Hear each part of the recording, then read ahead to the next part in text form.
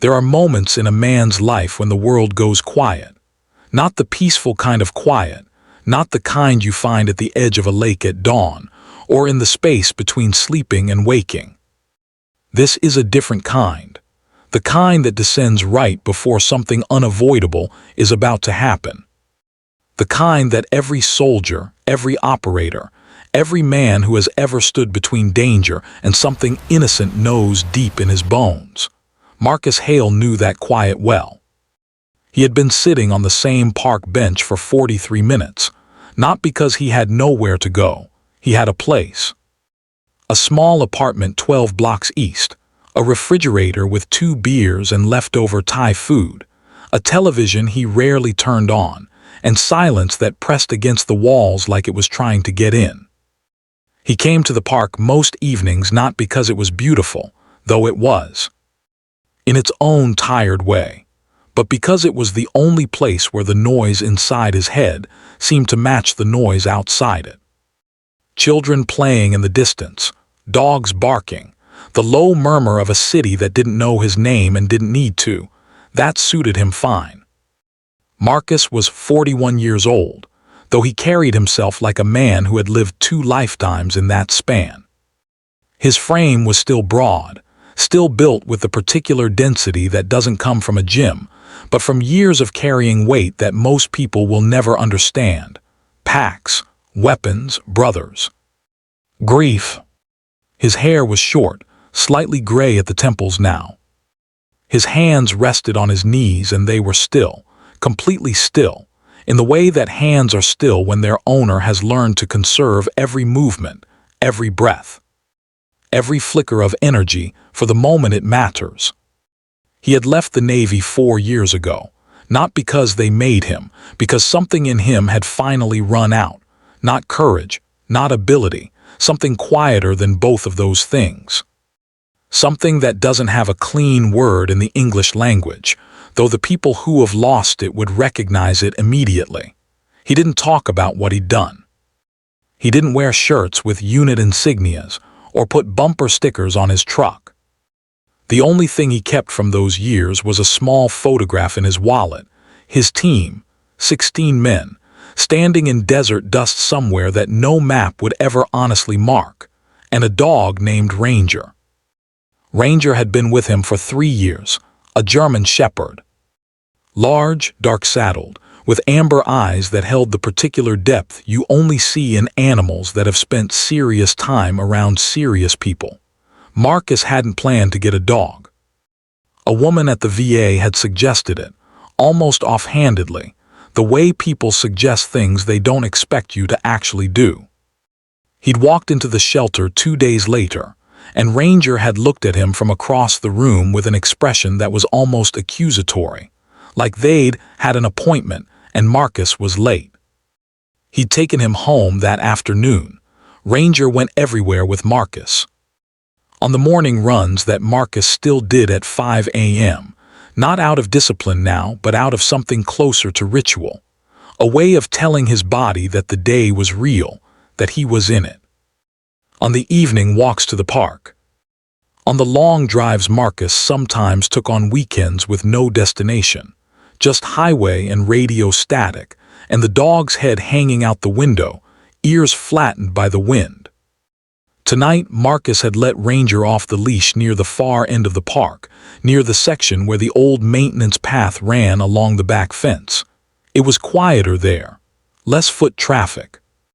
Ranger liked to nose through the tall grass that the groundskeepers never bothered to mow properly. He was doing that now, maybe 130 feet from where Marcus sat, a dark shape moving through darker grass as the last of the evening light bled out of the sky. Marcus watched him without really watching. His eyes were doing what his eyes always did, taking in the whole space, cataloging exits, noting the 2 teenagers on the far bench. The old man with the newspaper who had been there when Marcus arrived, and was now gone. The group of 4 young men who had entered through the south gate about 20 minutes ago. He had clocked them immediately, not because of how they looked. Marcus had been around long enough to know that appearance meant nothing. He'd served alongside men who looked like accountants and moved like ghosts. He'd known kind men with hard faces. Appearance was just noise. It was how they moved. 4 of them, ranging from maybe 19 to mid-20s. The way they walked had a particular quality to it, a manufactured looseness, a performance of not caring, which always meant the opposite. They'd been circling the park slowly, not talking much, glancing at their phones and then around at the space. Twice, they'd looked over at Marcus. He hadn't moved, hadn't acknowledged the look. Just let his eyes pass over them the way water passes over a stone. Then Ranger had moved into their section of the path. The dog hadn't been aggressive, hadn't even been particularly interested. He was just moving through space, following his nose, the way dogs do. But the largest of the 4, a young man in a gray hoodie with something heavy in his jacket pocket. Marcus had already noted the weight of it by the way the fabric hung, had stepped toward Ranger and made a sharp, violent sound with his mouth. A hiss, a warning. Ranger had stopped and looked at him. That was all, just looked at him. And the young man had reached down and picked up a piece of broken concrete, roughly the size of his fist, from the rubble near the maintenance path fence. Marcus was already on his feet. He didn't run, he didn't shout, he walked. But there is a way of walking that communicates everything without a single word, and men who have spent time in violent places understand it the way musicians understand a key change, instinctively. In their chest. The pace was measured, the direction was absolute, nothing about his body was casual. The young man with the concrete was drawing his arm back. The other 3 had fanned out slightly, the way people do when they're feeding off group energy and don't want to be the one to stop it. Ranger stood his ground, ears forward. Not growling, which was almost worse, just watching. Marcus stepped into the maintenance path and he said nothing for a long moment, just placed himself, 10 feet from the group, close enough.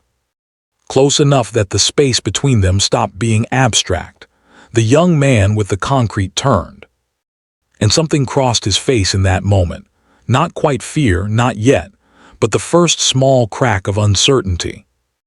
The expression of someone who had just noticed that the temperature in the room had changed. "Put it down," Marcus said. 2 words, flat, not loud. The kind of voice that has long stopped needing volume to be heard. The young man looked at his friends. One of them laughed too quickly. Another one shifted his weight.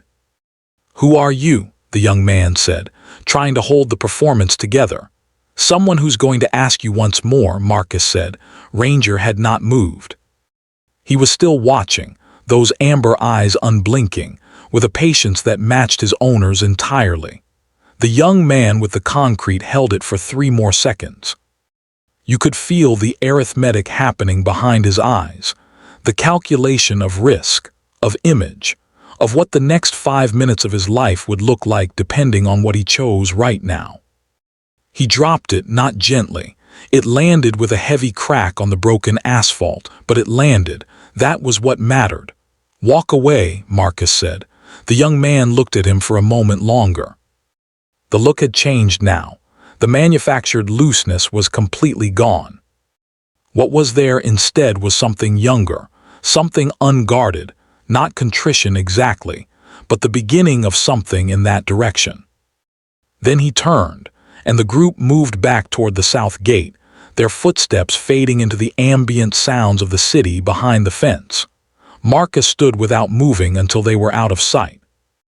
Then he crouched down in the maintenance path, and Ranger walked over to him, and he put one hand on the dog's broad head and held it there. The dog leaned into it slightly, just slightly. The way Ranger always did, enough to let you know he felt it without making a ceremony of it. The park was quiet again, not the other kind of quiet, the right kind.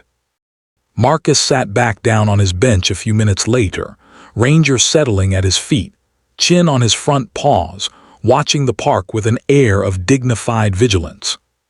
The sky above them had gone the deep blue that precedes full dark, a single unambiguous stripe of orange, still pressed against the western buildings like a handprint. He didn't think about what had just happened in terms of heroism. The word would have felt wrong in his mouth. He had just done the thing in front of him that needed to be done. That was all he had ever really known how to do. What he thought about instead, in the slow settling that followed, was a man named Thomas. Thomas had been his dog handler on 2 rotations. Not a SEAL himself, but attached. One of those men who exist in the ecosystem of special operations in roles that are never glamorized, never fully understood by civilians, and never forgotten by the people who served alongside them. Thomas had a dog named Koenig, a German shepherd, just like Ranger, and maybe that was part of why Marcus had been drawn to Ranger in that shelter. Some kind of continuity. Some thread between then and now. Koenig had died on a night Marcus still couldn't fully think about in linear terms. It came to him instead in fragments. Light, sound, the particular weight of carrying something back through darkness that was supposed to have come back on its own 4 legs. Thomas had held himself together for the rest of the deployment, with a composure that Marcus had always privately considered one of the most extraordinary acts of strength he had ever witnessed. Not the loud kind, the quiet, ongoing, grinding kind. When they'd gotten home, Thomas had written Marcus a letter, an actual letter on actual paper. In it he'd said one thing that Marcus still returned to sometimes, the way a tongue returns to a sore tooth. He'd written, "There are things worth stepping in front of. Not because you can save everything, but because stepping in front is the only honest thing left to do." Marcus had kept the letter. It was in the apartment, in a drawer in the kitchen, beneath some takeout menus and a dead battery, and all the other objects that gather in drawers when a man doesn't fill his life with enough other things. Ranger shifted at his feet, resettling, a low sound in his throat that wasn't quite a sigh. Marcus looked down at him. "Yeah," he said quietly. "I know." The park was emptying now as the dark came fully in. Lights flickered on along the path, that particular orange sodium color that never looks like daylight no matter how hard it tries. A woman with a stroller moved past on the far walkway, not looking in his direction. A bicycle swept past on the street beyond the fence, its rider's jacket loud in the rushing air. Marcus put his elbows on his knees and looked at the ground between his boots. Old boots, good ones. The kind that had walked on soil that most people would never step on, in places that most people would never be asked to go. He thought about the young man with the concrete. He thought about the way the certainty had drained out of his face. Not broken, not humiliated, just redirected. Marcus had seen enough genuine violence in his life to understand the difference between a person moving toward it and a person being pulled toward it by the current of a moment and a group of other people, and the terrifying need to belong to something. The young man wasn't a predator. He was someone who had almost made a terrible, irreversible decision in a park on a Thursday evening because no one had stood in front of it. Marcus hoped he'd feel the difference tomorrow morning. He hoped it would count for something. He'd never know. That was the nature of these moments. You didn't get to follow them home. Ranger's ears went up suddenly, that precise, alert rotation, like satellite dishes calibrating. Marcus looked up. There was a man standing on the path about 30 feet away. He was perhaps 60, well built in the way that the body remembers long after the active years are done.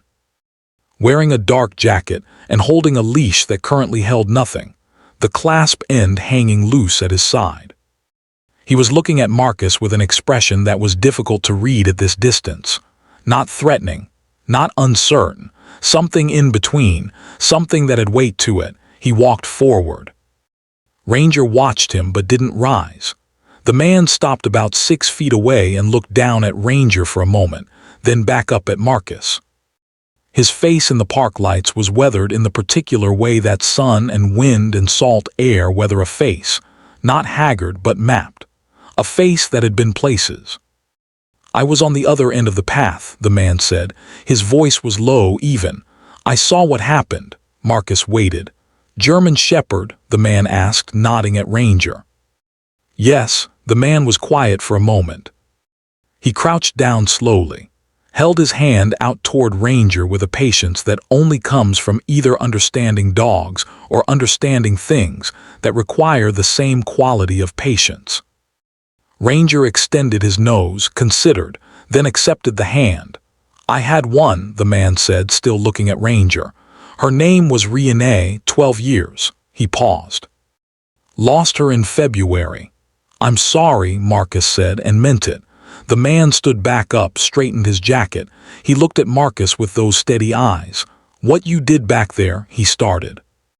Wasn't anything, Marcus said. It was, the man said simply. Not arguing, just placing the fact down between them. They stood in silence for a moment, not an uncomfortable silence. The kind that two people share when they've both grown past the need to fill space with noise. Marcus Hale, Marcus said, and extended his hand. The man took it. His grip was what Marcus expected, not performative, not aggressive, just solid, present. William Sauer, the man said. Something shifted in Marcus's chest. Quiet, almost imperceptible. He looked at the man's face again, processing something that was working its way up from somewhere deep in memory, like a word you know but can't quite reach. Sauer, Marcus said. The man watched him. Bill Sauer, Marcus said, slower now. Commander Bill Sauer. The older man's expression changed, not dramatically, just a softening around the eyes, a slight tilt of the head. Recognition of being recognized. It's been a long time since anyone's called me that, Sauer said. Marcus breathed in slowly. DVGRU, he said quietly. 2007. You were the commanding officer for the operation in, he stopped himself. Old habits, old discipline. You gave the mission brief for something I was part of. I was 25. I was one of 16. Sauer looked at him for a long time. The park sounds continued around them, distant traffic, the rustle of leaves in the fence line, a dog barking somewhere across the far end of the grounds. All of it suddenly very far away. I remember 16 men, Sauer said. His voice had shifted slightly. Lower, careful. I remember what they did. I remember writing 9 letters when it was over. He paused. I remember the 7 who came home. Something moved through Marcus that he hadn't felt in a long time. Not grief exactly. Grief was old and familiar and worn into the shape of him by now. This was different. This was the sensation of being held in someone else's memory. Of mattering in a chapter of history that the world would never know about, being acknowledged by someone who had also carried it. You were SEAL Team, Sauer began. Yes, Marcus said. That was all. Sauer nodded. They stood in the orange park light for a long moment. Ranger was sitting up now, looking between them with that particular animal awareness of something significant passing through the air. I didn't know, Sauer said quietly, about the cost. I mean, I knew the numbers. Every commander knows the numbers. But when those letters went out, he stopped. He was not a man who left sentences unfinished carelessly. He was choosing. It stayed with me, stays. 9 letters, Marcus said. 9 letters, Sauer repeated. There was nothing ornamental in the way they said it, just wait. Just the real thing, spoken plainly between 2 men who had no use for anything else. What you did tonight, Sauer said after a moment, looking toward the place in the path where the 4 young men had stood. That dog, you moved. He paused. No hesitation. There wasn't anything to hesitate about, Marcus said. Sauer looked at him. No, he said. There wasn't. Ranger leaned gently against Marcus's leg. Marcus didn't look down. But his hand dropped to the dog's head and rested there. You have somewhere to be? Sauer asked. No. There's a diner on Clement Street, Sauer said. Open late, coffee's terrible. I eat there twice a week because it's better than not eating. Marcus looked at him. I'm not asking you to talk about anything, Sauer said carefully. I'm I know what the evenings are like. When there's too much quiet, a long pause, the city breathed around them. The last stripe of orange was completely gone now from the western sky. It was all dark and blue-black, and the scattered hard points of stars that managed to push through the light pollution. "Yeah," Marcus said finally. "All right." They walked out of the park together, the man and the dog and the commander, through the south gate and onto the sidewalk where the city was still doing its complicated, oblivious, ongoing thing, cabs and conversation, music spilling from a restaurant window, the smell of rain that hadn't fallen yet but was coming, somewhere out over the bay, building itself in the dark. Ranger walked between them. There are things in this life that do not announce themselves. No ceremony, no soundtrack. A man sits on a bench. A dog moves through tall grass. 4 people make a choice at the edge of violence. And somewhere in the margin of all that, something connects. 2 people who have carried the same story from opposite ends of it, who have never spoken but have always been part of the same sentence. Most people walk past these moments without knowing they are inside one. Most people are too deep in the noise of their own heads to feel the hinge point when the door swings open. Marcus Hale had spent 41 years learning to be quiet enough to feel things like that. And that evening in the park, as the rain finally began to fall in soft, uncertain drops on the pavement of Clement Street, he was quiet enough. Ranger shook his ears and kept walking. And the city closed around all of them, indifferent and enormous and somehow, in the way that cities sometimes are without meaning to be, kind.